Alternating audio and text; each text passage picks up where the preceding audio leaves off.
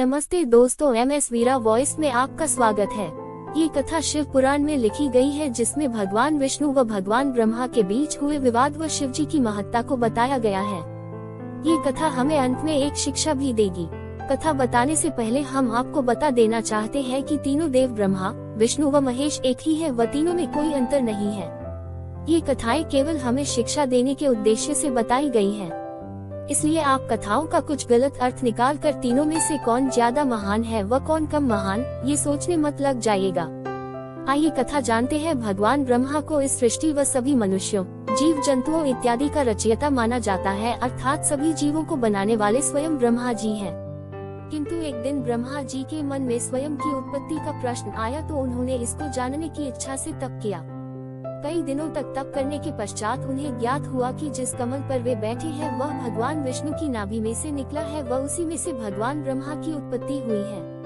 ये देखकर वे भगवान विष्णु के पास गए व उनसे स्वयं को श्रेष्ठ बताया।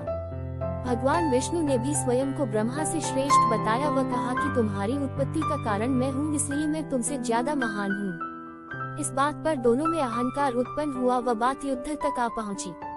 भगवान शिव दूर से बैठे ये सब देख रहे थे व उनके विवाद को समाप्त करने के उद्देश्य से वे उनके सामने अग्निलिंग के रूप में प्रकट हुए, जिसका ना ही कोई आदि था व ना ही कोई अंत, अर्थात यह अग्निलिंग कहाँ से शुरू होता है व कहाँ पर समाप्त, वह दिखाई नहीं पड़ रहा था। अपने सामने इतने बड़े अग्निलिंग को देखकर भगवान ब्रह्मा व विष्णु चकित रह गए। तब दोनों ने निश्चय किया कि जो इसका पहले आदि या अनंत ढूंढ लाएगा वह जीत जाएगा। तब भगवान विष्णु अपने वाहन गरुड़ पर बैठकर उस अग्निलिंग के नीचे की ओर उसका अंत ढूंढने गए व भगवान ब्रह्मा अपने वाहन हंस पर बैठकर ऊपर की ओर। भगवान विष्णु बहुत दूर तक गए, लेकिन उन्हें उस अग्निलिंग का अंत नहीं मिला। अंत में भगवान विष्णु ने थककर अपनी हार मान ली व वापस आ गए। भगवान ब्रह्मा को भी उस अग्निलिंग का अंत नहीं मिला व वे भी वापस आ गए।